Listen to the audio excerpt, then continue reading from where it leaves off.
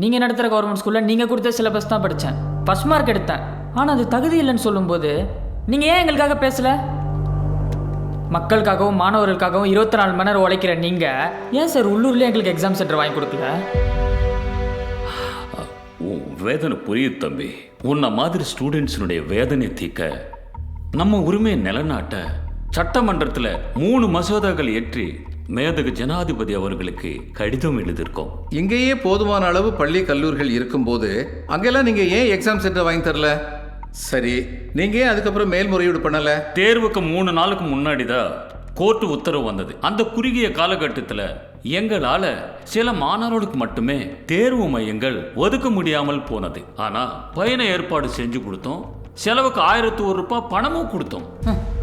37 ரூபா இருந்தால் 3 வேளை சாப்பிட்றலாம். 1001 ரூபா கொடுத்தா ஜெய்ப்பூர் போயிட்டு திரும்பிடலாம்.